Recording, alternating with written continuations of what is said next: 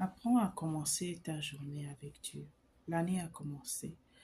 On dit que les projets de l'Éternel, d'accord, sont les projets de l'Éternel qui réussissent. Confie tes projets à l'Éternel, ils réussiront. Avant, je dis celle qui vous parle, je dis encore, je ne suis pas née chrétienne, fervente chrétienne, etc. Non, j'ai grandi, j'ai fait et je continue de faire ma marche avec le Seigneur. Cette chaîne a été créée dans le but vraiment d'aider les mamans. Surtout aujourd'hui où les enfants, nos enfants ont la concurrence, d'accord, avec les médias. Comme j'aime le dire, si tu n'élèves pas tes enfants, la rue va les enseigner. Aujourd'hui, on parle d'éduquer les enfants selon la valeur de Dieu. L'une des choses qui est très importante, qui serait importante que je te conseille de faire cette année, c'est de vraiment instaurer la lecture de la parole. Parce que la parole nous dit de méditer jour et nuit. Ce livre de la loi, médite le jour et nuit.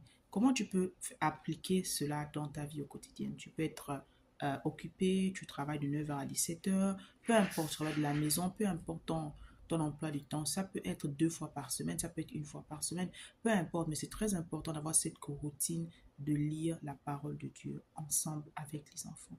Souvent, ça peut commencer juste par un chant. Je vous ai déjà fait les reels dans lesquels ces petits chants que j'ai enseignés à l'enfant quand il ne savait même pas parler. Quand l'enfant grandit, l'enfant sait déjà prier. Tu enseignes à l'enfant de lire la parole de Dieu et tu dois lui donner. Personne va te dire pourquoi on doit lire la parole de Dieu. Hein? Surtout qu'aujourd'hui, les enfants, les bébés ont Android. Mais tu apprends à l'enfant à passer du temps dans la parole de Dieu. Il y a des choses, des fois, surtout le livre des proverbes, c'est difficile pour un enfant de comprendre ça à partir d'un certain âge. Mais plus l'enfant va s'habituer à méditer la parole, parce que c'est cela en fait dont il s'agit.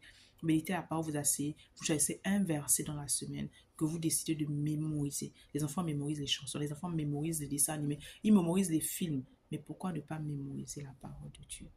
Je t'assure que quand tu enseignes à un enfant de ces petites choses, que ce soit le matin, à midi, le soir, vous choisissez un verset ensemble que vous étudiez. Quand vous êtes dans le métro, vous mettez ça dans la carte, sur la carte en fait de pense-bête et vous lisez ça le matin.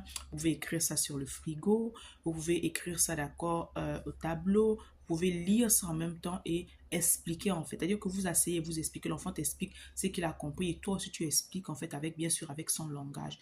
Je vous assure que cette petite culture de vraiment incorporer la parole de Dieu dans votre quotidien, dans votre maison, va beaucoup changer en fait. Et faites de cela une routine. Si ce n'est pas au quotidien, l'enfant aime les répétitions en fait. C'est pour ça que les maîtresses font qui mémorisent les choses en fait. Si vous ne faites pas ça régulièrement, ça doit devenir une habitude pour que l'enfant s'habitue lui-même, que tu sois là ou pas, à lire la parole de Dieu. Et une autre astuce également, d'accord, ça peut être de faire en sorte que vous êtes sortis les cultes, nous on a les cultes des enfants, les cultes des grands, discuter de ce dont ils ont parlé en fait par rapport au culte des enfants et discuter dans la semaine en fait et dire à l'enfant en fait de parler de Jésus autour de lui. Dis-moi ce que tu en penses.